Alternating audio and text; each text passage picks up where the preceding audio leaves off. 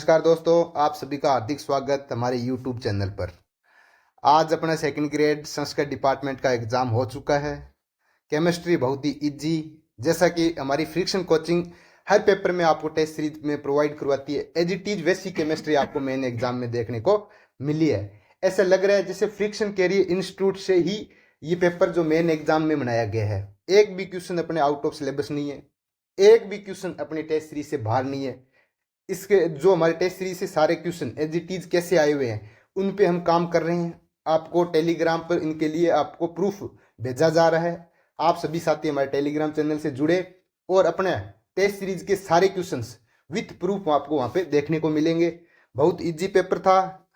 मुझे ऐसा लगता है कि जिसने केमिस्ट्री बहुत अच्छी है या फिर हमारे सारे वीडियो देखे जिसने, ऑनेस्टली बता रहा हूँ कि केमिस्ट्री में आपके 43 क्वेश्चन आए हैं। 43 में आप 40 क्वेश्चन सही कर सकते हो। 3-4 क्वेश्चन ऐसे है जहां आपको कंफ्यूजन हो सकता है, बाकी कोई भी क्वेश्चन ऐसा नहीं है जहां कंफ्यूजन आपको पैदा कर सके। आज हम बात करेंगे अभी केमिस्ट्री सॉल्यूशन की फटाफट, क्योंकि अभी आपका एग्जाम हुआ है। उम्मीद करता हूं कि आपको एक IITian के द्वारा दी गई आंसर की में कोई भी चेंज आपको देखने को नहीं मिलेगा। निश्चित रहे, मैं आपको जो भी आंसर की दूंगा एकदम ऑथेंटिक दूंगा। कोई भी क्वेश्चन आपको इधर उधर नहीं होगा। आरपीएससी वही क्वेश्चन मानेगी जो यानी मैं मान रहा हूं। हो सकता है आपको कोई कंफ्यूजन हो, आप मेरे को कमेंट में बता देना कि सर इसमें डाउट है, तो मैं आपको वहां पे डाउट सॉल्व कर दूंगा। मिलते हैं केमिस्ट्री के क्वेश्चन नंबर 36 से स्टार्ट हुआ है।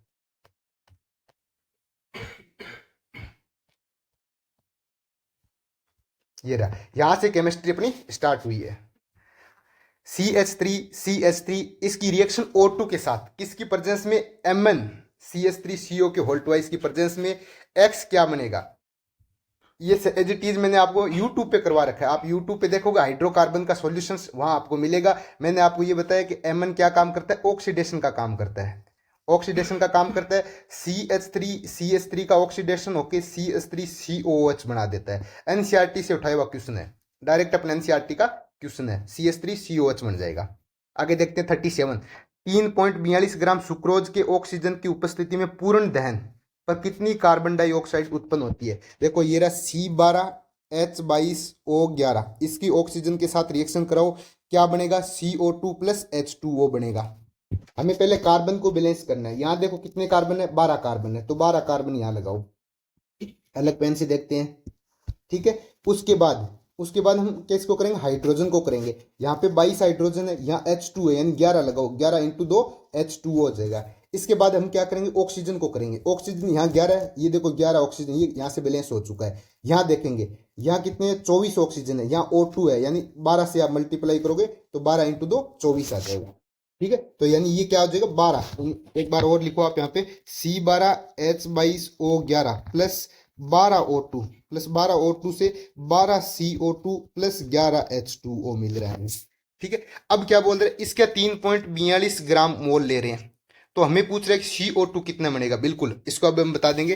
3.42 का मतलब है इसका मोल निकाल लो आप।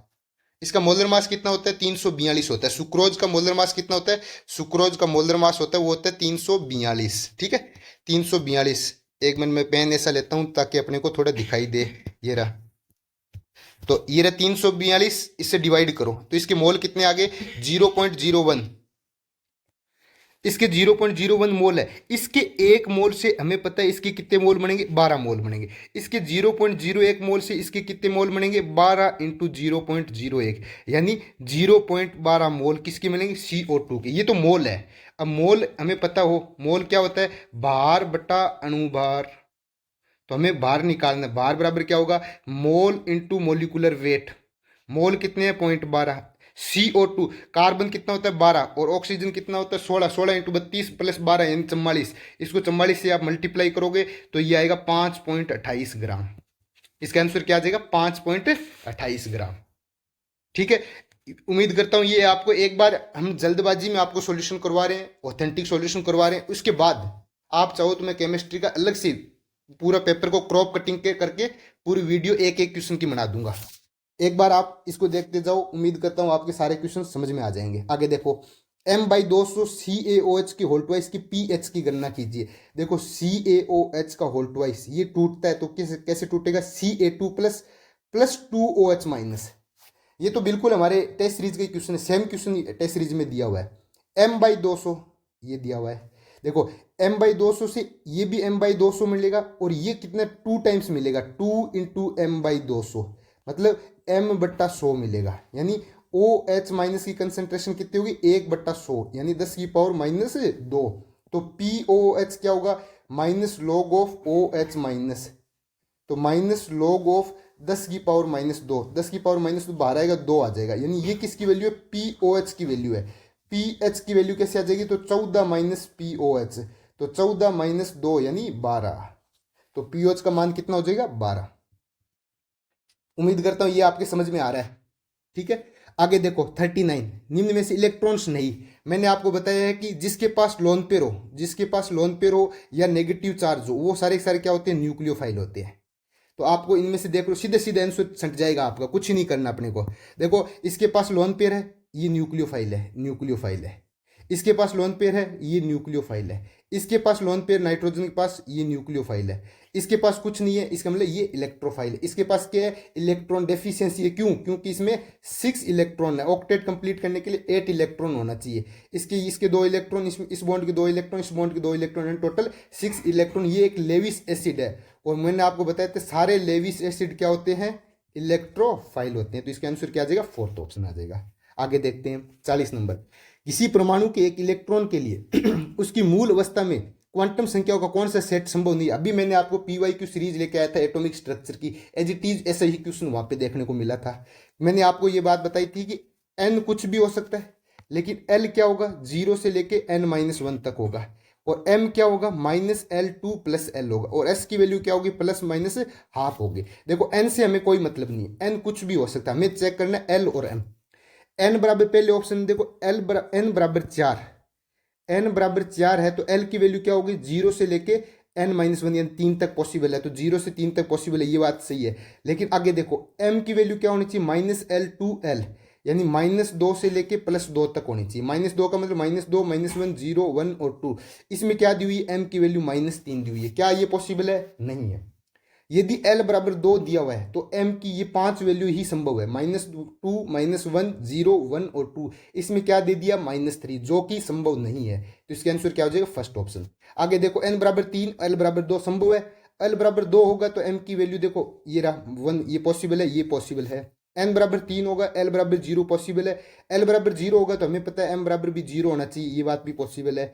आगे देखो n बराबर 2, l बराबर 1 भी पॉसिबल है, और l बराबर 1 होगा तो m बराबर क्या होगा -1, 0 और 1, -1 ये भी पॉसिबल है। कौन सा आंसर आ जाएगा फर्स्ट ऑप्शन आ जाएगा।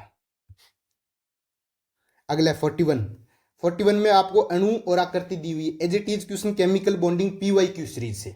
PYQ सीरीज इसीलिए मैं लेके आया था ताकि लास्ट टाइम पे आपका क्या हो एक रिथम बने, एज इट इज क्वेश्चन आपको एग्जाम में देखने को मिले, ताकि आपका एक मोटिवेशन अलग लेवल का मिले। एज इट इज वैसे क्वेश्चन आपको यहाँ पे देखने को मिला है। सबसे पहले SO2, मैंने आपको क्या बोला कि SO2 सल्फर में क्या होती है 6 में से 2 और 2 4 इलेक्ट्रॉन चले गए बाहर बॉन्ड बनाने में, तो पीछे कितने बच गए 2 इलेक्ट्रॉन। 2 इलेक्ट्रॉन का मतलब एक लोन पेयर, यानी ये क्या हो गया sp2, और sp2 के मतलब कौन सी आकृति होती है मुड़ी हुई आकृति, तो मुड़ी हुई आकृति आ गया C।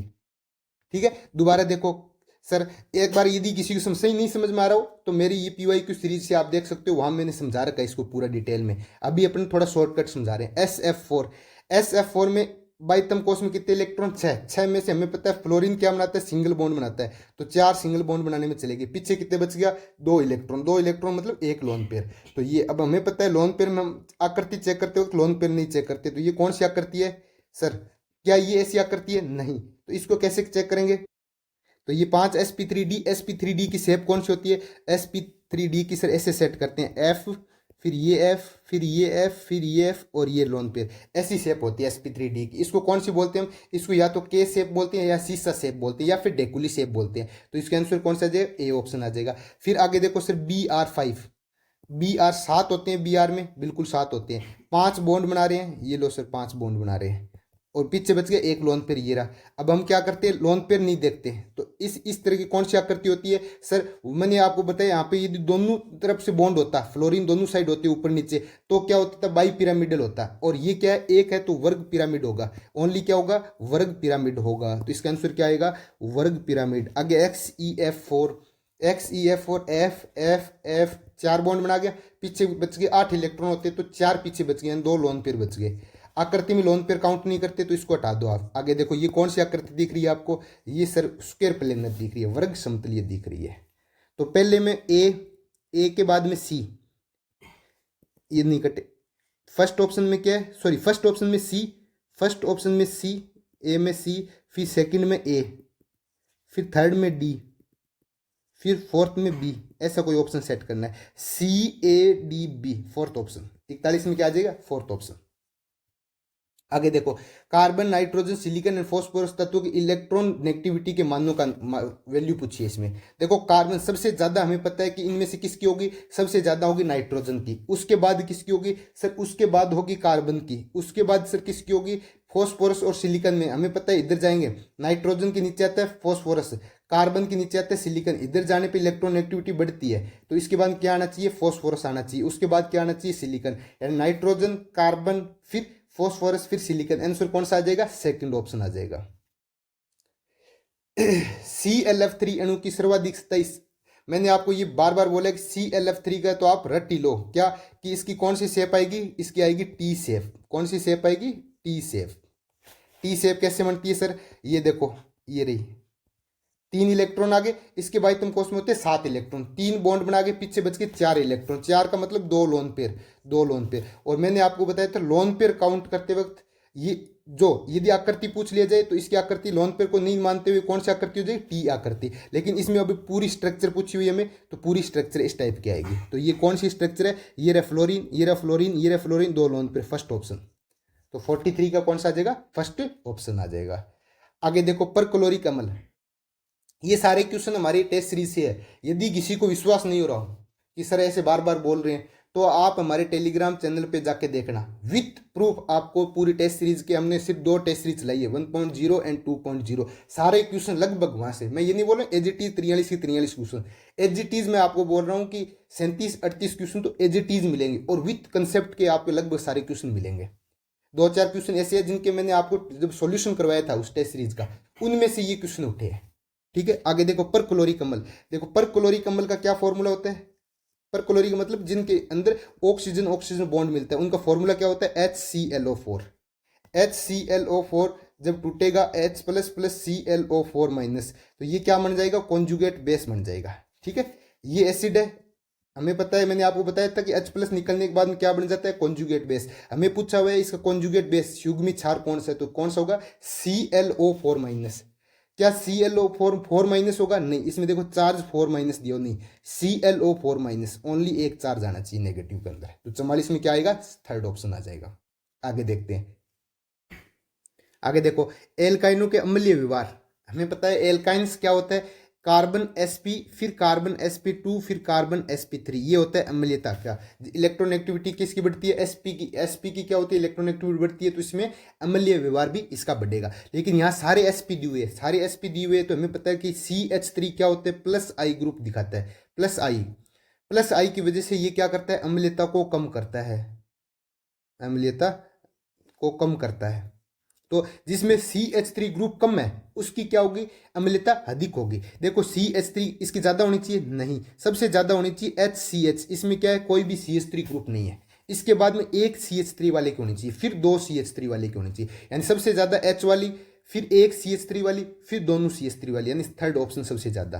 क्योंकि HC ट्रिपल बॉन्ड CH, इसमें क्या होगा, कोई भी प्लस आई वाला ग्रुप नहीं है, फिर एक प्लस आई वाला लगेगा ये, फिर दोनों प्लस आई वाले की सबसे कम होगी, दोनों प्लस आई शो करेगा, उनकी सबसे कम होगी, तो थर्ड आंसर आ जाएगा इसका। आगे देखो, Ag2SO4 के विलेयता गुणनफल की गणना कीजिए यदि कक्ष तापक्रम पर इसकी विलेयता दी हुई है। देखो Ag2SO4, इसको टूटेगा तो ये टूटेगा 2Ag plus plus SO4 2 minus, इसकी यदि विलेयता S है तो इसकी विलेयता होगी 2S और इसकी S।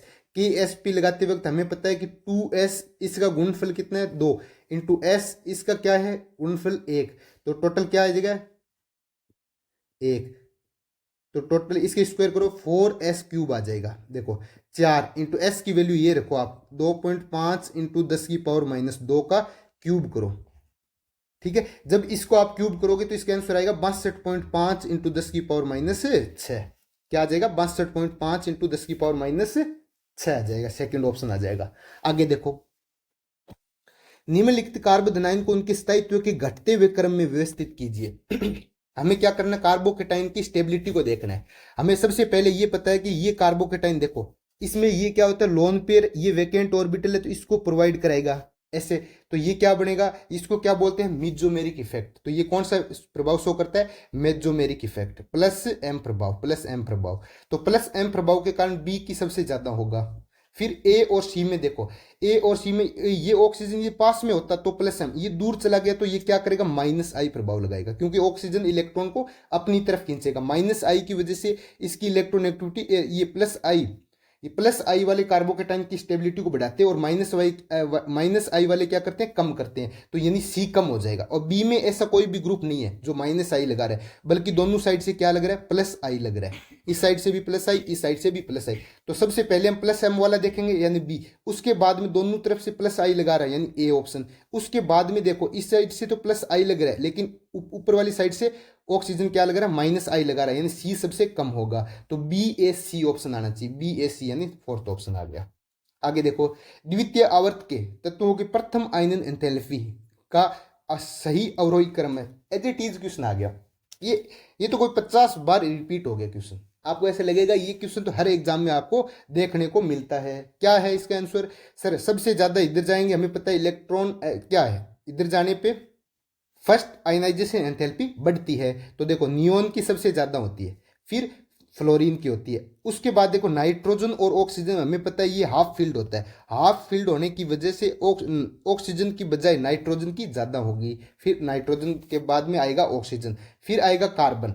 अब उसके बाद में क्या होता है बेरेलियम और बोरोन। बोरोन हमें पता है बेरेलियम क्या होता है, बेरेलियम फुली फील्ड होता है, क्योंकि इसमें 1s2 2s2 फुली फील्ड होने की वजह से बेरेलियम पहले आएगा, फिर क्या आएगा बोरोन आएगा, और फिर क्या आ जाएगा लिथियम आ जाएगा। ऐसा कोई आंसर दिख रहा है क्या आपको, तो फर्स्ट ऑप्शन देखो नियोन, फ्लोरीन, फिर नाइट्रोजन, फिर ऑक्सीजन, फिर कार्बन, बेरेलियम, ब्रोन और लिथियम, यानी फर्स्ट ऑप्शन इसका करेक्ट आंसर है।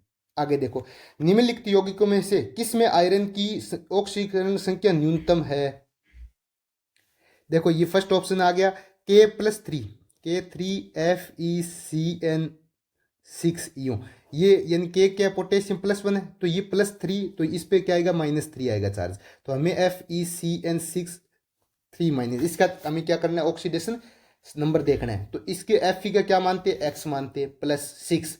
साइनाइड क्या होगा सर, साइनाइड -1 दिखाता है, बराबर क्या आना चाहिए -3 चार्ज, x -6 बराबर -3, x की वैल्यू क्या आएगी +3, तो इसमें जो Fe की स्टेट है वो +3 है। आगे देखते हैं दूसरा ऑप्शन, देखो दूसरे में सीधा सीधा दिख रहा है, क्या दिख रहा है FeSO4, FeSO4 का मतलब ये हो गया x और ये -2 होता है बराबर 0, तो x बराबर क्या आएगा +2, तो इसमें Fe +2 में होता है। फिर आगे देखो सर, आगे थर्ड ऑप्शन देखो K4FeCN6, यहाँ ये +4 है तो यहाँ पे -4 होगा, तो FeCN6 -4, तो x +6 ये Cn क्या होगा -1 रखता है बराबर -4, x -6 बराबर -4, x बराबर क्या आएगा +2, तो यहाँ Fe की ऑक्सीडेशन स्टेट +2 है। फिर आगे लास्ट में देखो FeCN ये रखे FeCO5, इसकी x प्लस हमें पता है CO क्या होता है एक न्यूट्रल लिगेंड होता है, इस पर कोई भी चार्ज नहीं होता, तो 0 बराबर 0, तो x बराबर 0, x बराबर 0, तो हमें पूछा न्यूनतम किसकी होगी फोर्थ ऑप्शन की, तो इसका आंसर क्या आ जाएगा फोर्थ ऑप्शन, इसका आंसर आ जाएगा फोर्थ ऑप्शन। आगे देखो CONH36 आयरन में संकरण आयन में संकरण का प्रकार है, CONH3 3+। अब देखो ये हमें पता है कोबाल्ट 3+, एक स्पेशल केस होता है कोबाल्ट 3+, क्या होता है कोबाल्ट 3+ पेयरिंग कराता है स्ट्रॉन्ग फील्ड लिगेंड, कोबाल्ट 3+ में अमोनिया स्ट्रॉन्ग फील्ड लिगेंड की तरह व्यवहार करती है। अब देखो x यहाँ पे पहले ऑक्सीडेशन स्टेट निकालो, आप सबसे पहले क्या करो ऑक्सीडेशन स्टेट निकालो, तो हम क्या करेंगे, कैसे करेंगे सर, इसको x मान लिया, अमोनिया न्यूट्रल लिगेंड होते हैं तो 6 × 0, इसका कोई भी चार्ज नहीं होता, बराबर +3, तो x बराबर क्या आ जाएगा +3। कोबाल्ट क्या होता है, कोबाल्ट 27 होता है, 27 में से हमें पता है +3 यानी 3 इलेक्ट्रॉन कम कर रहे हो आप, तो 24 बच गया, 24 का मतलब D6, हमें D6 करना है। अब देखो ऐसा आएगा, ठीक है। इसमें क्या करना है, D6 और स्ट्रॉन्ग फील्ड लिगेंड है, अमोनिया क्या करेगा, कोबाल्ट 3+ के साथ में स्ट्रॉन्ग फील्ड लिगेंड की तरह व्यवहार करेगा, तो 6 इलेक्ट्रॉन भरो, तो 1 2 3 4 5 6, तो ये देखो ये आ गया D2, फिर ये S और ये 3P, तो D2sp3, तो इसका संकरण कौन सा हो जाएगा, D2sp3 आ जाएगा। आगे देखो, पेट्रोलियम उद्योग में कच्चे तेल के विभिन्न घटकों को पृथक करने की उपयुक्त विधि, इंपॉर्टेंट क्वेश्चन है और डायरेक्ट एनसीईआरटी से उठाया हुआ क्वेश्चन है। इसका आंसर क्या आएगा, फ्रैक्शनल डिस्टिलेशन। 51 का क्या आएगा, 3 नंबर प्रभाजी आसवन। फिर 3p कक्षा में कितने त्रिज्यीय नोड है, पहले आपने पता होना चाहिए त्रिज्यीय नोड का फॉर्मूला क्या होता है, तो n-l-1, तो 3, n बराबर क्या आएगा, n बराबर 3, p का मतलब होता है sp, l की वैल्यू इसके लिए 0 होती है और p के लिए 1 होती है, तो l की वैल्यू कितनी होगी 1। अब इस फॉर्मूले में रखो आप 3 - 1 क्या हो जाएगा 1 आंसर, तो इसका आंसर आ जाएगा सेकंड ऑप्शन।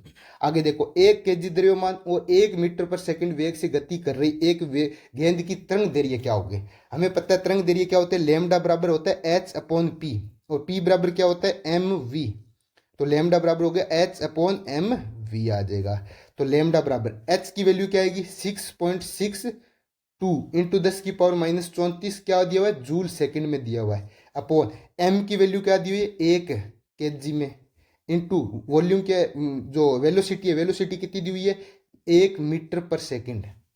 अब हमें पता है कि जूल बराबर क्या होता है, जूल बराबर होता है केजी मीटर स्क्वायर सेकंड -2, ये आप वहां पे रखो जूल में, तो lambda 6.62 into 10⁻34 KG metre square second -2 upon नीचे आ जाएगा केजी इंटू मीटर, केजी से केजी गया, मीटर से मीटर गया, और एक नीचे आएगा मीटर पर सेकंड है ना, तो s-1, ये देखो मीटर पर सेकंड, इसको s को ऊपर ले जाओ, s-1 से एक s-1 गया, तो ये आप काटोगे तो क्या बचेगा 6.62 इंटू 10⁻34 क्या आ जाएगा सेकंड, ये सेकंड इनवर्स सारे गायब, यानी 1 मीटर क्या बच गया मीटर, ओनली क्या बच जाएगा मीटर। सर कैसे, एक बार दोबारा और देख लो, एक सेकंड इसमें दिख नहीं रहा ढंग से, दोबारा, हाँ 6.62 इंटू 10⁻34 मैं जूल की जगह लगा रहा हूँ KG metre square second -2 into 1 second और आ गया, अपॉन नीचे क्या आएगा केजी, एक इंटू एक होता है केजी मीटर पर सेकंड का मतलब s- आ जाएगा। अब देखो ये केजी से केजी गया, 1 मीटर से 1 मीटर गया, अब ये s-1 है, ऊपर देखो s-2 इंटू s1, इन दोनों को करोगे तो s-1 होगा, और ये s-1 s- कैंसिल हो जाएगा, बचेगा क्या ओनली मीटर बचेगा, तो 6.62 इंटू 10⁻34 मीटर, यानी फोर्थ ऑप्शन आएगा इसका आंसर। ठीक है, उम्मीद करता हूँ आपकी कैलकुलेशन सही गई है, बिल्कुल इजी सा क्वेश्चन है, ये तो एनसीईआरटी का क्वेश्चन है, हर एग्जाम में आपको हर टेस्ट सीरीज में देखने को मिलता है। आगे देखो, सहसंयोजक गुण, हमें पता है कि फजांस रूल के अकॉर्डिंग होगा ये, फजांस रूल्स क्या बोलते हैं, सहसंयोजक गुण किसके प्रोपोर्शनल होती है, चार्ज, तो हमें ओनली यहाँ पे चार्ज देखना है, क्योंकि यहाँ सारे क्या है केटाइन्स की बात कर, और केटाइन में हम क्या करेंगे, जिसका चार्ज ज्यादा होगा उसमें सहसंयोजक गुण ज्यादा होगा। AlCl3 में चार्ज कितना है, एल्यूमिनियम +3 है, MgCl2 में कितना है, Mg2+ में है, और NaCl में क्या है, Na+ में, तो सबसे ज्यादा चार्ज AlCl3 पे है, तो सहसंयोजक गुण किसका ज्यादा है, AlCl3 का सबसे ज्यादा है, फिर किसका होना चाहिए MgCl2 का, फिर किसका होना चाहिए NaCl का, तो देखो AlCl3 सबसे ज्यादा, फिर MgCl2, फिर NaCl, यानी थर्ड ऑप्शन आ जाएगा, तो 54 में क्या आ जाएगा थर्ड ऑप्शन। एल्किन में प्रोक्साइड प्रभाव, जहां भी आपको मैंने कितनी बार करवा दिया कि जहां भी प्रोक्साइड दिख जाए आपको मुक्त मूलक रिएक्शन होती है, कौन सी, फ्री रेडिकल आंसर आएगा इसका, फोर्थ ऑप्शन आएगा, फ्री रेडिकल मुक्त मूलक श्रृंखला क्रिया विधि इसका आंसर होगा। आगे देखो, वह अभिक्रमक जो दिए गए पदार्थ में किसी तत्व की ऑक्सीकरण संख्या को घटाता है, कोई भी, जब हम कोई भी रिएजेंट जिसको एलिमेंट से रिएक्शन करता है तो उसके बाद उसकी ऑक्सीडेशन संख्या में कमी आती है, इसका मतलब वो किसका काम कर रहा है, वो काम कर रहा है रिड्यूसिंग एजेंट का, अपचायक एजेंट की तरह काम कर रहा है। यदि ऑक्सीडेशन संख्या में वृद्धि करे तो वो ऑक्सीकारक होता है, और ऑक्सीकरण संख्या में कमी करे तो उसको हम क्या बोलते हैं, रिड्यूसिंग एजेंट बोलते हैं, तो 56 में क्या आएगा सेकंड आंसर। आगे देखो 57, अधोलिखित अभिक्रिया उदाहरण है, बेंजीन की अभिक्रिया Cl2 और AlCl3 के साथ में करा रहा हूं। आप ओबीसी यहाँ पे देखो, यहाँ पहले हाइड्रोजन थे सारी जगह, अब क्या करेंगे, ये लोग हाइड्रोजन को प्रतिस्थापन करके क्या लगा रहे हैं, Cl को लगा रहे हैं। इसका मतलब ये तो ऑब्वियस सी बात है कि प्रतिस्थापन अभिक्रिया हो रही है, आपको इसमें तो दिमाग ही नहीं लगाना, ठीक है। उसके बाद क्या करना है, ये Cl हमें पता है कि AlCl4 minus plus Cl plus होगा, यानी ये इलेक्ट्रोफाइल की तरह व्यवहार करेगा। तो इलेक्ट्रोफिलिक प्रतिस्थापन अभिक्रिया है, कौन सी है, इलेक्ट्रॉन्स नहीं प्रतिस्थापन अभिक्रिया, फोर्थ आंसर आएगा इसका, इलेक्ट्रॉन्स नहीं प्रतिस्थापन अभिक्रिया। वह प्रक्रम जो ऊष्माशोषी प्रकृति का नहीं है, इंपॉर्टेंट क्वेश्चन है, इंपॉर्टेंट क्या है कि ऊष्माशोषी का नहीं है। देखो ये बोले ऊष्माशोषी नहीं है, इसका मतलब एक्जोथर्मिक होना चाहिए, कौन सी होना चाहिए, एक्जोथर्मिक होना चाहिए। और हमें पता है कि आर्गन क्या है, एक इनर्ट गैस है, इनर्ट गैस कभी भी रिएक्शन नहीं करती, इसका मतलब इसमें क्या करना पड़ेगा, हमें रिएक्शन की एनर्जी देनी पड़ेगी, ये बात है, बिल्कुल सही बात है। लेकिन इसमें क्या है, इलेक्ट्रॉन जब ऐड होता है तो ये के भारी मात्रा में क्या होते हैं, एनर्जी को रिलीज करते हैं, इसलिए क्या है, ये एक्जोथर्मिक रिएक्शन है। वेरी इंपॉर्टेंट क्वेश्चन है, इसका फर्स्ट आंसर आएगा। तो ए आर, और बाकी सारे क्या है, सारे एंडोथर्मिक के एग्जांपल है, सिर्फ एक ए आर वाला क्या है, एक्सोथर्मिक रिएक्शन है। आगे देखो, 25 डिग्री पर 1 लीटर क्षमता वाले बंद पात्र में 1 मोल PCl5 को गर्म किया जाता है, साम्य अवस्था पे 20% PCl5 वियोजित नहीं होता है। तो हमें क्या पूछा है, कैसी पूछा है। देखो PCl5 किस में टूटेगा, PCl3 प्लस Cl2 में टूटेगा।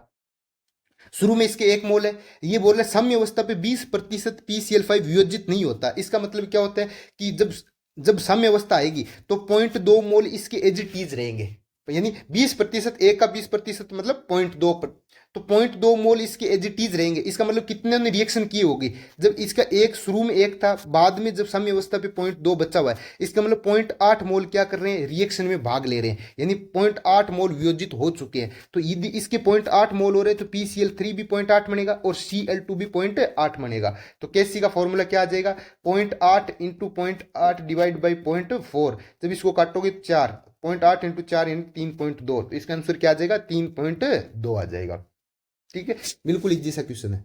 आगे देखो, बेंजीन की अभिक्रिया जब Cl2 यूवी के साथ कराते हैं, यूवी के साथ में कराते हैं तो X क्या बनेगा, जब भी बेंजीन की अभिक्रिया, मैंने आपको खूब बार कराया है कि आपको बेंजीन की अभिक्रिया जब Cl2 के साथ में कराते हैं तो इसका प्रोडक्ट क्या बनता है, BHC बनता है, क्या बनता है, BHC बनता है। सर कैसे, तो देखो ये रहा बेंजीन, ये देखो H यहाँ सारी जगह क्या है, H है, और जब इसकी अभिक्रिया Cl2 के साथ में कराओगे आप H न्यू की प्रेजेंस में, तो क्या करेगा, ये साइक्लोहेक्सेन में कन्वर्ट हो जाएगा। बेंजीन किस में कन्वर्ट हो जाएगा, साइक्लोहेक्सेन में। H तो पड़ा ही है पहले से, एक Cl और जुड़ जाएगा सब जगह, HCl ऐसे जुड़ जाएगा। H तो पहले से था, लेकिन अब क्या करेगा, Cl का एडिशन और हो जाएगा, और इसको क्या बोलते हैं, बेंजीन हेक्साक्लोराइड, BHC। तो इसका आंसर क्या आ जाएगा, BHC आ जाएगा। तो 60 में फोर्थ। आगे देखो 61 नंबर क्वेश्चन, 61 नंबर में ये पूछा है, CH3 CH double bond CH CH2 का IPSC नाम पूछा हुआ है। तो देखो सबसे पहले हमें पता है फंक्शनल ग्रुप कहाँ है, तो फंक्शनल ग्रुप से COH फंक्शनल ग्रुप है, तो इससे हम 1 नंबर मानेंगे, फिर आगे इसको 2 नंबर, फिर 3 नंबर, फिर 4 नंबर, फिर 5 नंबर, फिर 6 नंबर। 5 पे क्या आ रहा है, मिथाइल आ रहा है, 5 पे क्या आ रहा है, मिथाइल आ रहा है। फिर कितने कार्बन है सर, हेग्ज, यानी 6 कार्बन है तो इसका आएगा हेग्ज। फिर 3 पे क्या है, ईन, तो 3 पे आएगा ईन।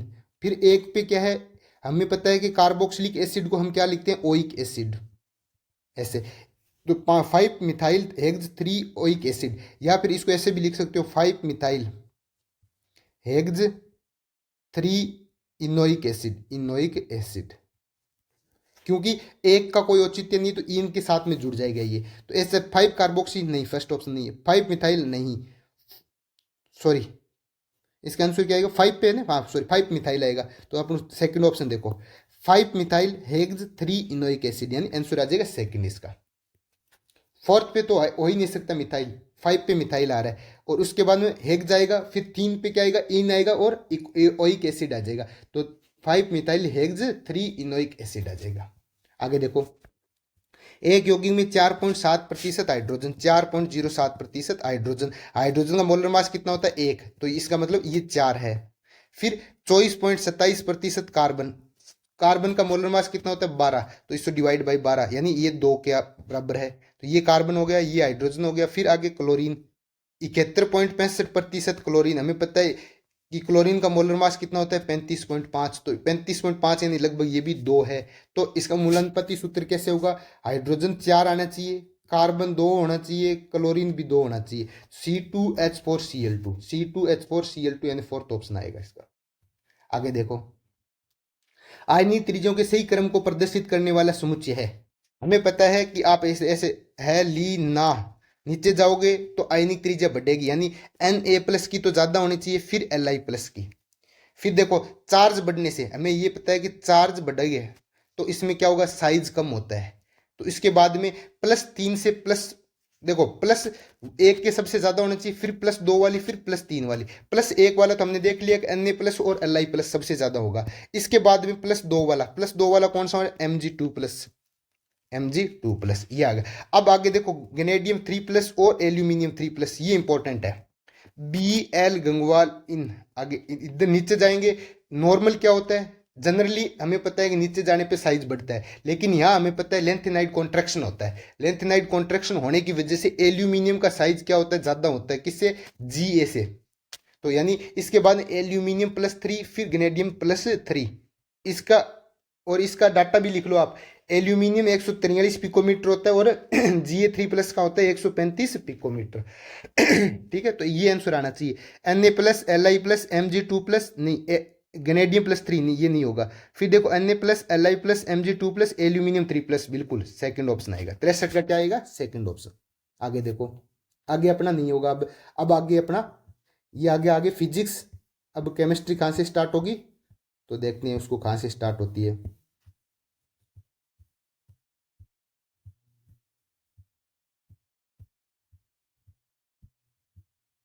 ये रहा, 106 से स्टार्ट होती है। एक प्रथम कोटि अभिक्रिया वेग स्थिरांक 1.54 × 10⁻³ तो इसका अर्धायु काल होगा। ये भी अपने जो PYQ सीरीज है वहां से आया था कि फर्स्ट ऑर्डर के लिए T½ क्या होता है सर, 0.693/K होता है। ठीक है सर, 0.693/K की वैल्यू क्या दी हुई है, 1.54 × 10⁻³ सर। इसको सोल्व करेंगे तो 0.693/1.54, ये 10⁻³ ऊपर चला जाएगा 1000। देखो इसको हटाओगे नीचे 1000 आएगा, इसको हटाओगे ऊपर 100 आएगा। ये 1000 से 1000 कट गया तो देखो 693/154 × 100, 154 693 डिवाइड करोगे तो 4.5 आएगा, इंटू 100 क्या आ जाएगा, 450। तो इसका आंसर आ जाएगा सेकंड ऑप्शन। आगे देखो 107, हीमोग्लोबिन 4 उप इकाइयों से बनता है। हमें पता है कि पोरफायरिन रिंग बीच में आते हैं, जैसे Fe2+ इधर होगा, 4 पोरफायरिन रिंग होगा, ऐसे नाइट्रोजन जुड़ा होगा। पोरफायरिन रिंग में हमें पता है कि 5 मेंबर रिंग होती है जिसमें नाइट्रोजन जुड़ता है, ऐसे 5 मेंबर रिंग होती है जिसमें नाइट्रोजन जुड़ता है, ऐसे। ठीक है, प्रत्येक उप इकाई में एक पोरफायरिन संकुल हिम शामिल होता है, इसको हम बोलते हैं हिम। तो जिसमें जिसमें क्या होता है, Fe2+ 4 नाइट्रोजन परमाणु से जुड़ता है, जिसमें ये देखो Fe3+ नहीं है, सेकंड ऑप्शन में क्या है 3+ है, नहीं, यहाँ पे क्या होना चाहिए 2+, यानी थर्ड ऑप्शन देखो आप, Fe2+ 4 नाइट्रोजन परमाणु से बंधित है, बिल्कुल सही बात है। तो इसका आंसर आ जाएगा थर्ड ऑप्शन। ठीक है, तो इसका आंसर क्या आ जाएगा, थर्ड ऑप्शन, सीधा सीधा अपना थर्ड ऑप्शन। इसको हम बोलते हैं हिम ग्रुप और ये 4 पोरफायरिन रिंग से जुड़ा हुआ होता है। आगे देखो H2S में मूलभूत कंपन मोड की संख्या, कंपन मोड पूछा है। देखो H2S हमें पता है क्या है, नॉन लीनियर है, नॉन लीनियर के लिए मैंने आपको बता रखा है कि कंपन मोड की संख्या कितनी होती है सर, 3n-6 होती है, बिल्कुल सही बात है। यदि ये लीनियर होता तो 3n-5 होती, ये नॉन लीनियर है तो 3n-6। n की वैल्यू क्या है सर, H2S टोटल अणु कितने सर, 3 हो गए, 2 हाइड्रोजन के 1 सल्फर के, टोटल कितने हो गए 3, तो 3 × 3 - 6, 9 × 6 यानी 3 आ जाएगा इसका आंसर। तो कंपन मोड कितने हो जाएंगे, 3 आ जाएगा। आगे देखो आणविक कक्षीय सिद्धांत MOT के अनुसार C2 अणु में होता है, कितनी बार करवा दिया कि C2 में ओनली क्या होते हैं, 2 पाई बॉन्ड होता है, कोई भी सिग्मा बॉन्ड नहीं होता। सर कैसे, देखो σ1s, σ*1s, फिर σ2s, फिर σ*2s, फिर π2px, फिर π2py, फिर σ2pz। ठीक है, C2 का मतलब एक कार्बन में 6 इलेक्ट्रॉन, 2 कार्बन में 12 इलेक्ट्रॉन बनने हैं, तो 2, 4, 6, 8, 10 और 12। ठीक है, अब इसका बॉन्ड ऑर्डर निकालो। आप देखो ये एक दूसरे से कैंसिल हो रहे हैं, ये एक दूसरे से कैंसिल हो रहे हैं, लास्ट के जो 4 इलेक्ट्रॉन किस में भर रहे हैं, पाई बॉन्ड में भर रहे हैं। 4 इलेक्ट्रॉन का मतलब हो गया 2 पाई बॉन्ड, 4/2, यानी एक पाई बॉन्ड में 2 इलेक्ट्रॉन होते, तो 2 पाई बॉन्ड हो गए, यानी लास्ट के दोनों देखो पाई बॉन्ड फुल है आपको। तो इसका मतलब ये हो गया कि अंतिम इलेक्ट्रॉन किस में जा रहा है, पाई बॉन्ड में जा रहा है। तो इसके अनुसार ओनली क्या है, इसके अंदर 2 पाई बॉन्ड उपस्थित है। ये मैंने आपको एमओटी में बहुत डिटेल में बता रखा है। एमओटी का वीडियो हमारे यूट्यूब पे पड़े, आप यूट्यूब पे देखो। निःशुल्क आपको ऐसी केमिस्ट्री कहीं नहीं देखने को मिलेगी, क्योंकि एक IITians के द्वारा बेहतरीन केमिस्ट्री आपको सेकंड ग्रेड में निःशुल्क प्रोवाइड करवाई जा रही है। तो इसमें क्या आएगा, ओनली 2 पाई बॉन्ड आएगा। क्लोरीन गैस, देखो क्लोरीन गैस कंसंट्रेट HNaOH के साथ में रिएक्शन करता है, तो क्या बनाएगा सर, बनाता है ये NaClO3 बनाता है, फिर NaCl बनाता है, फिर H2O बनाता है। ये तो मैंने कम से कम मेरे एग्जाम में जो टेस्ट सीरीज है उसमें 2 बार ये क्वेश्चन दिया था आपको। Cl2 प्लस कंसंट्रेट NaOH, तो इसका आंसर क्या आ जाएगा, फोर्थ ऑप्शन। NaCl आएगा, फिर NaCl3 बनेगा, फिर H2O बनेगा, यानी इसका आंसर आ जाएगा फोर्थ ऑप्शन।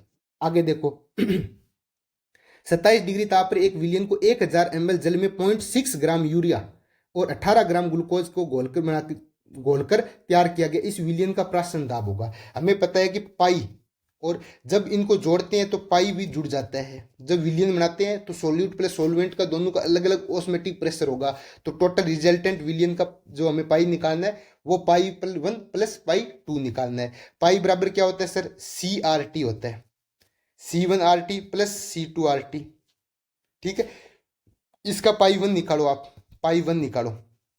यानी कंसंट्रेशन का मतलब होता है number of mole upon volume, तो नंबर ऑफ मोल निकालो ग्लूकोज का, तो 0.6 अपॉन इसका molar mass 60 into volume 1 litre, 1000 ml का मतलब होता है 1 लीटर, और 1 लीटर में हमें चेक करना है, इंटू RT। तो ये क्या आ जाएगा, ये देखो इधर नीचे जा गया 0 और आ जाएगा, यानी RT/100 आ जाएगा। ये पाई 1 आ गया। पाई 2 देखो, पाई 2 भी C2RT, और C2RT मतलब C2, यानी अपने जो इसके बाद ग्लूकोज वाला देखना है, इसमें देखो C2 निकालेंगे तो C2 मतलब N/V, N क्या होगा 18 ग्राम, बट्टा इसका मोलर मास कितना होगा 180, इंटू वॉल्यूम भी इसका 1 लीटर है, तो ये काटोगे इंटू RT, तो देखो 18 इसे काटोगे 10 से कटेगा तो RT/10 आ जाएगा। अब इसको जोड़ो आप, पाई बराबर आ गया पाई 1 प्लस पाई 2 बराबर आ जाएगा RT/100 प्लस RT/10, ये आ जाएगा। अब इसमें से क्या करोगे, इसको भी ऊपर नीचे आप 10 से मल्टीप्लाई करो ताकि RT/100 कॉमन आ जाएगा। RT/100 कॉमन आएगा तो ये तो 1 हो गया, और ये ऊपर आ गया 10, यानी कितना बचेगा 11 RT/100 आ जाएगा। तो ये आ जाएगा 11 RT/100। अब देखो 11/100 इंटू RT की वैल्यू, R की वैल्यू 0.082 इंटू T का मतलब हो गया टेम्परेचर 27 डिग्री का मतलब 300, इसको काटो आप 3 से, तो ये देखो 11 इंटू इसको मल्टीप्लाई करो आप, ये पॉइंट हटाओगे तो नीचे क्या आ जाएगा 1000, तो आ जाएगा ऊपर आ जाएगा 11 इंटू 3 यानी 33 इंटू 82/1000। इसको सोल्व करो, जब आप इसको सोल्व करोगे 2.7 आएगा, 2.7 ATM, 2.7 ATM इसका आंसर कहीं नहीं है। इसका मतलब ये क्वेश्चन क्या होना चाहिए, ये क्वेश्चन डिलीट होगा, इसका आंसर आना चाहिए 2.7 ATM, जो कि नहीं है। इसका मतलब ये क्वेश्चन डिलीट होगा, क्योंकि NCERT का क्वेश्चन है जहां ये 18 ग्राम की जगह 1.8 ग्राम होता। यदि ये 1.8 ग्राम होता तो इसका आंसर होता फर्स्ट ऑप्शन, लेकिन ये क्वेश्चन मिस्टेक कर दिया, इसने 18 ग्राम लिख दिया। 18 ग्राम के अनुसार कोई भी ऑप्शन सेट नहीं बैठ रहा, इसका ऑप्शन होना चाहिए 2.7 ATM। तो इसका आंसर क्या होना चाहिए, ये क्वेश्चन होगा डिलीट आपका। ठीक है, आगे देखते हैं।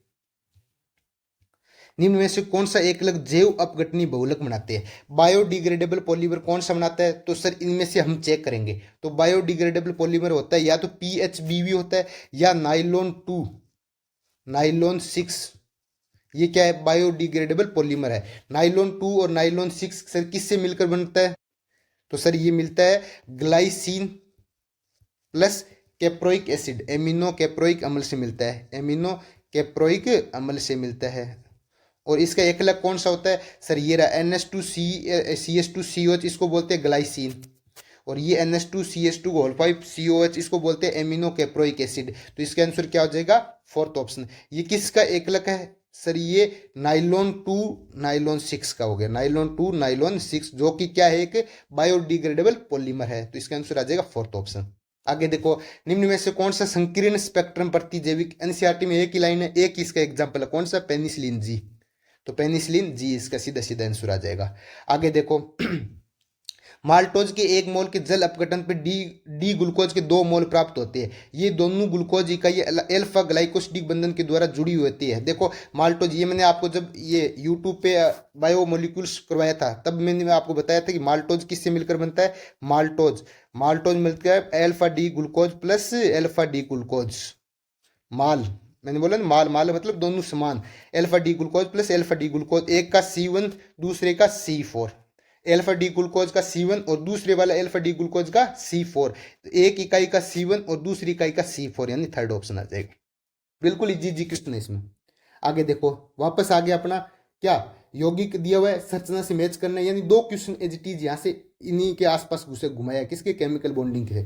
XeO3 XE देखो O ऐसे तो 6 बॉन्ड बना के पीछे बच गया 1 इलेक्ट्रॉन ऐसे, 2 इलेक्ट्रॉन मतलब 1 लोन पेयर। तो ये हो गए टोटल कितने हो गए 4 sigma bond pair plus lone pair कितने हो जाएंगे टोटल 4। 1 लोन पेयर होगा 3 सिग्मा बॉन्ड होगा टोटल 4। 4 से क्या आना चाहिए sp3 आना चाहिए। और sp3 का हमें पता है कि जब भी इस तरह के हो तो ये कौन सा हो जाएगा ऐसे, ये कौन सी है शेप पिरामिडी शेप हो जाएगा, पिरामिड शेप।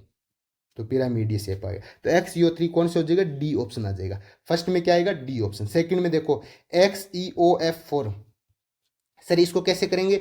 Xe हमें पता है ऑक्सीजन डबल बॉन्ड बनाता है, फिर फ्लोरीन क्या बनाता है सिंगल बॉन्ड बनाता है। तो देखो 4 2 6 पीछे बच गया 1 लोन पेयर, यानी 1 लोन पेयर आ गया। तो ये हो गए अपना संकलन पूछ लिया जाए इसका तो कौन सा आएगा 1 2 3 4 5 6 के लिए sp3d2 आएगा। और यदि इसकी शेप पूछ लिया जाए तो हमें आप अभी पीछे एग्जांपल में करवाया था आपको कि यदि दोनों तरफ बॉन्ड नहीं हो, यदि दोनों तरफ डबल बॉन्ड ऑक्सीजन होता ऊपर नीचे तो बाई पिरामिड होता, और ये एक तरफ है तो इसको क्या बोलते हैं वर्ग पिरामिड होगा, वर्ग पिरामिड। तो इसका आंसर क्या आ जाएगा सी ऑप्शन आएगा। फिर XeF6 देखो 6 लोन पेयर है, 8 होते टोटल, इसमें 6 बॉन्ड बना रहे हैं, इसका मतलब 1 लोन पेयर बच गया।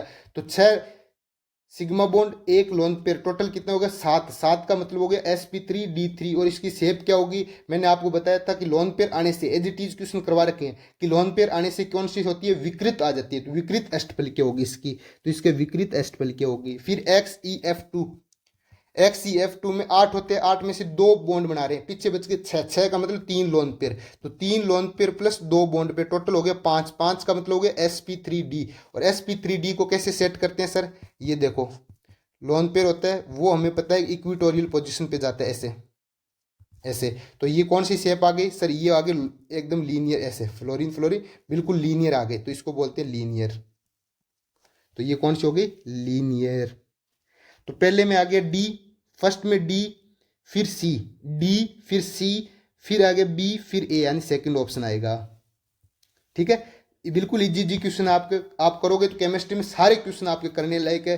सारे हमारी टेस्ट सीरीज से बहुत ही बेहतरीन टेस्ट सीरीज। यदि कोई बच्चा सीरियस है, चाहता है कि second grade first grade assistant professor chemistry के सारे क्वेश्चन सही हो, तो आपको एक IITians के द्वारा RPSC interview call assistant professor, इसके अलावा ACF सुभाष सर के द्वारा निःशुल्क आपको यूट्यूब पे केमिस्ट्री करवा रहे हैं। इसके साथ साथ हमारी खुद की ऐप भी है जिसका लिंक मैं आपको डिस्क्रिप्शन में दे दूंगा, आप वहां से ऐप डाउनलोड करो। और वहां पे हम क्या करेंगे केमिस्ट्री की टेस्ट सीरीज भी हम लॉन्च कर रहे हैं सेकंड ग्रेड के लिए और फर्स्ट ग्रेड के लिए और लैब असिस्टेंट के लिए बेहतरीन टेस्ट सीरीज लॉन्च करेंगे।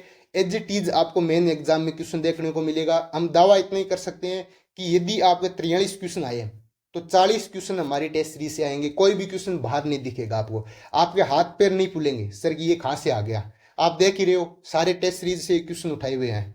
आगे देखो 116 नंबर क्वेश्चन, निम्नलिखित एलाइडो में से कौन सा AgNO3 के साथ SN अभिक्रिया में अवक्षेप नहीं बनाएगा। कौन नहीं बनाता सर, जिसका कार्बोकेटाइन स्टेबल नहीं होता वो AgNO3 के साथ में रिएक्शन नहीं करेगा। यहां से देखो AgNO3 रिएक्शन करेगा तो क्या बनेगा CH3 प्लस कार्बोकेटाइन। ये कार्बोकेटाइन 2 डिग्री है, स्टेबल कार्बोकेटाइन है, तो ये बनेगा, ये तो बनेगा। फिर इसमें देखो AgNO3 की रिएक्शन कराओ तो ये भी क्या करेगा CH2 प्लस, ये तो बेहतरीन स्टेबल है क्योंकि ये क्या कर रहा है रेजोनेंस से जा रहा है, तो ये भी स्टेबल है, तो ये भी बनेगा। फिर इसके साथ कराएंगे AgNO3 की रिएक्शन तो ये बनाएगा CH2 डबल बॉन्ड CH फिर CH2 प्लस। ये देखो ये रेजोनेंस से स्टेबलाइज्ड है, ये भी बनेगा। फिर इसका देखो फोर्थ ऑप्शन में HgNO3 के साथ में कराने से CH3 CH double bond CH पे प्लस। sp2 कार्बन पे क्या हो रहा है, sp2 कार्बन पे कार्बोकेटाइन जो कि अनस्टेबल होता है, जो कि अनस्टेबल होता है। तो सबसे जो आपने पूछा है कि कौन सा स्टेप नहीं बनाना चाहिए, तो ये वाला फोर्थ ऑप्शन क्या करेगा, HgNO3 के साथ में रिएक्शन ही नहीं कर पाएगा। तो इसका आंसर आ जाएगा फोर्थ ऑप्शन, क्योंकि जो कार्बोकेटाइन स्टेबल होगा वो HgNO3 के साथ तुरंत रिएक्शन करेगा, और जो कार्बोकेटाइन अनस्टेबल होगा इसका मतलब वो HgNO3 के साथ में प्रिसिपिटेशन नहीं देगा।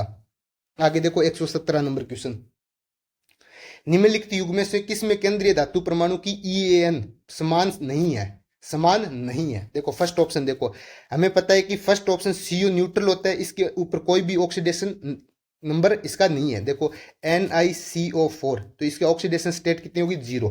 फिर NiCN4 2-, इसमें निकल किसमें है, +2 में है। EAN के लिए हम क्या करते हैं, EAN के लिए 28 इसका क्या होगा, एटॉमिक नंबर है। इसमें से हम क्या करेंगे, जो इसका चार्ज है वो हटा देंगे, चार्ज कितना होगा, 0। प्लस हम क्या करते हैं, इसका जो लिगेंड है इसका कॉन्ट्रीब्यूशन देखते हैं। 4 लिगेंड है, एक लिगेंड 2 इलेक्ट्रॉन देते हैं, तो 4 कितना देंगे, 8 इलेक्ट्रॉन देंगे। तो टोटल कितना आ जाएगा, 36। NiCO4 का 36 होगा। अब NiCN4 का निकालते हैं, 28, इसमें से Ni का 28 होता है, माइनस इसका चार्ज कितना है सर, चार्ज +2 है तो -2 हो जाएगा, प्लस CN एक CN 4 एक CN 2 इलेक्ट्रॉन देते हैं, तो 4 CN कितने इलेक्ट्रॉन देंगे, 8 देंगे। तो 28 - 2 हो गया 26, 26 + 8 34। क्या दोनों का EN समान है, नहीं है, यही हमें पूछा है। तो इसका आंसर क्या आ जाएगा, फर्स्ट ऑप्शन आ जाएगा। एक ऑप्शन और करवा देता हूं मैं, सेकंड ऑप्शन आप देखो, बाद में आप सारे क्वेश्चन ऐसे ही हो गए। सेकंड में देखो Fe, पहले सबसे पहले हमें क्या करना है, इसका सबसे पहले हम ऑक्सीडेशन स्टेट निकालनी है। FeCN की होल थ्राइस 6 3 -3, तो इसमें Fe क्या होगा, +3 में है। और इसी प्रकार FeNH3 की होल साइज +3, इसमें भी ऑक्सीडेशन कितनी है, +3 है। दोनों की ऑक्सीडेशन +3 है। Fe का कितना होता है, 26, माइनस ऑक्सीडेशन स्टेट कितनी है, 3, प्लस एक हमें पता है साइनाइड 2 इलेक्ट्रॉन देता है, तो 6 कितने देंगे, 12 देंगे। तो 26 में से 3 गया, 23, 23 + 12 35 होगा। तो इसका कितना होगा, 35। अब आगे इसका देखते हैं, Fe वाले का 26 माइनस, इसमें भी चार्ज कितना सर, 3 है, प्लस एक NH3 2 इलेक्ट्रॉन देते हैं, तो 6 कितने देंगे सर, 12 देंगे। तो 26 - 3 यानी 23 + 12 35, दोनों में 35 आ रहा है। हमें पूछा है EN समान नहीं है, तो किस में नहीं होगा, फर्स्ट ऑप्शन। ऐसे आपको चेक करना है, तो इसका आंसर आ जाएगा फर्स्ट ऑप्शन। आगे देखो, एक गैस का नमूना 27 डिग्री तथा 740 mmHg पर 100 ml आयतन घेरता है। किस ताप पर 740 mmHg दाब पर गैस का आयतन 80 ml हो जाएगा। हमें पता है कि PV बराबर क्या होता है, nRT होता है। तो इसमें क्या होगा, P1 PV, ऐसे लिखो कि PV/T बराबर क्या होना चाहिए, कांस्टेंट, क्योंकि नंबर ऑफ मोल क्या होगा, कांस्टेंट रहेगा। PV/कांस्टेंट, इसको कैसे लिखेंगे हम सर, तो P1 V1/T1 बराबर P2 V2/T2। P1 देखो ये रहा, प्रेशर कितना है 740, इंटू वॉल्यूम कितना है इसका 100 ml अपॉन T1 यानी पहले कितना टेम्परेचर है 300 है, बराबर P2 कितना है 740 इंटू V2 कितना हो गया 80 हो गया। हमें क्या निकालना है, हमें T2 निकालना है। 740 से 740 गया, फिर T2 निकालो आप, 300 इधर मल्टीप्लाई हो जाएगा, इंटू 80 डिवाइड बाई 100, ये 100 कट जाएगा, कितना आ जाएगा 240 केल्विन। ये किस में आएगा, केल्विन में आएगा हमेशा।